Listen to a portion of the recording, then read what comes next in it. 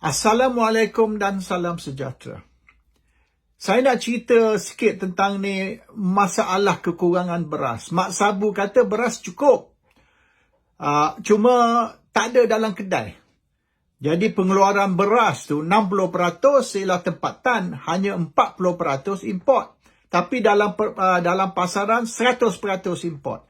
Yang kata 60% pengeluaran tempatan tu tidak ada dalam pasaran. So adalah pihak-pihak tertentu yang membeli dan menyorok beras, dan beras tu tidak boleh dijumpa di dalam kedai. Tak tahulah kat mana beras tu disimpan. Ini mengikut Mak Sabu lah punya kenyataan. There's no shortage of rice. The only thing, the rice is not in the shops. The rice is somewhere else. Tak tahu kat mana. So, Anwar Ibrahim ni, bila dia mula-mula ambil alih sebagai Perdana Menteri, dia dah hentam dah bernas actually. Sebelum Anwar jadi Perdana Menteri, tak ada masalah. Pembekalan beras ni cukup. There's no shortage of rice supply sebelum Anwar jadi Perdana Menteri.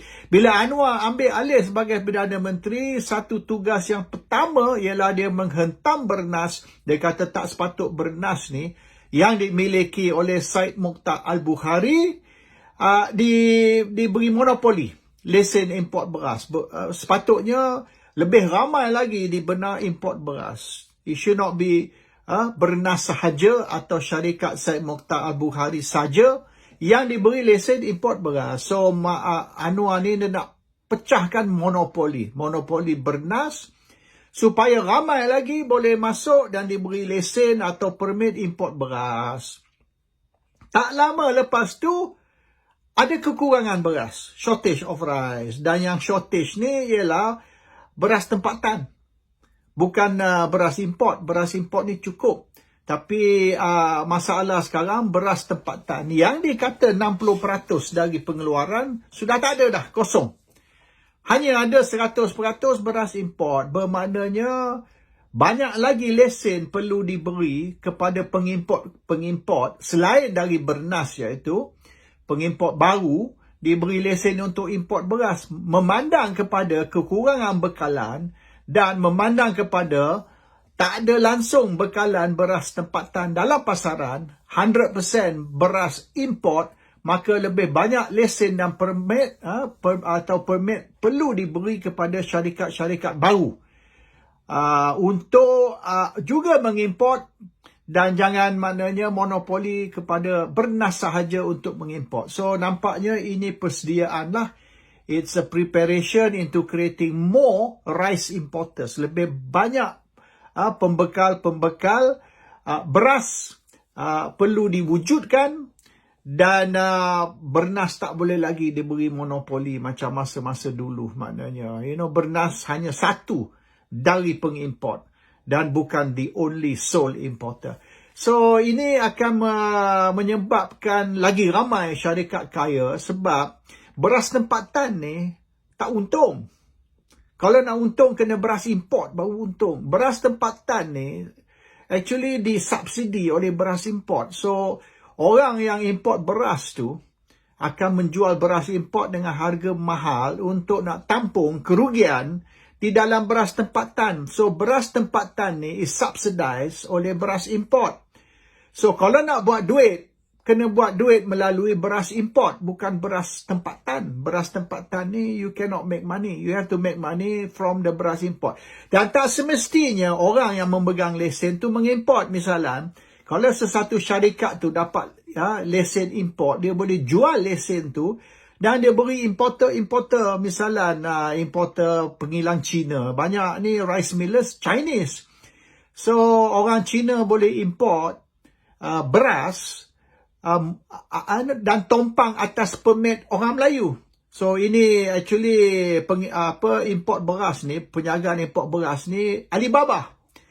Yang pegang lesen Melayu, yang import Cina. So, dia orang guna lesen Melayu untuk import. Dan orang yang dapat lesen tak payah keluar modal sebab dia tak perlu import. Dia cuma bagi lesen dia diguna oleh orang Cina. Jadi orang Cina ni import beras yang banyak ni millers lah, pengilang-pengilang ni. Dia import beras mengguna lesen Melayu, dan di situlah mereka untung. Bukan untung atas beras tempatan. You cannot make money on the local punya rice. So it's actually a very good business jual lesen actually. You jual kertas lah. You tak jual beras. You hanya jual kertas. You bagi kertas you atau lesen you diguna oleh pengimport, dan you terima commission atas penggunaan lesen you. Sama macam AP kereta dan sebagainya. In fact, banyak bisnes AP ni, banyak orang Melayu dapat bagi Cina guna dan mendapat commission atas jual lesen. Benda ni actually sabotage.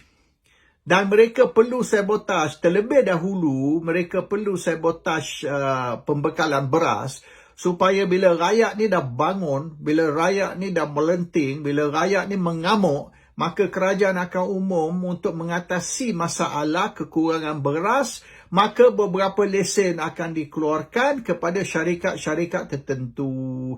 Dan apabila mereka diberi lesen import, serta-merta kekurangan tu akan diatasi.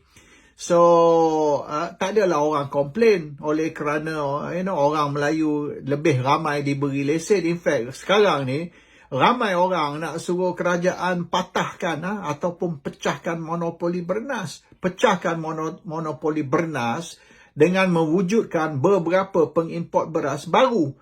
Bermaknanya kena beri lesen lah kepada mereka. It's a very good business actually. Selling paper, cara Alibaba. That is the business lah. Benda ni, cara sabotage ni untuk mengeluarkan lesen, banyak lagi lesen untuk pecahkan monopoli, dibuat pada tahun 92 actually. Tahun 92, dululah, Tenaga Nasional dapat monopoli power generation.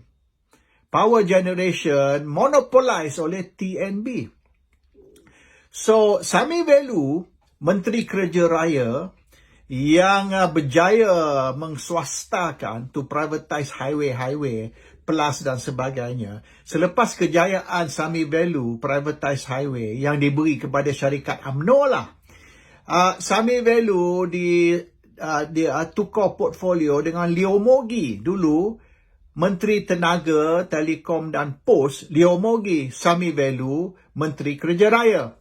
So, Sami Velu dengan Leo Mogi ni exchange portfolio. Maknanya, Leo Mogi transfer ke Kementerian Kerja Raya, Sami Velu transfer ke Kementerian Tenaga, Telekom dan Pos. They exchange portfolio. Tahun 91, Anwar Ibrahim dilantik sebagai Menteri Kewangan. So, apabila Anwar jadi Menteri Kewangan, tahun 92, dia orang dah keluar satu proposal untuk nak swastakan power generation. Maknanya dia create apa dipanggil Independent Power Producers ataupun IPP. Tapi sebelum mereka boleh pecahkan monopoli Tenaga Nasional Berhad dan beri lesen kepada IPP ataupun Independent Power Producers, dia kena terlebih dahulu sabotage tenaga. So, Tenaga Nasional diberitahu oleh Singapura. Singapura dah kesan bahawasanya Tenaga Nasional Berhad ni akan menghadapi masalah breakdown. Dan TNB telah memberitahu pihak atasan yang TNB akan menghadapi masalah sekiranya perkara ni tidak diatasi. Pihak atasan arah jangan buat apa-apa. Don't do anything. Let it be. So, tahun 92,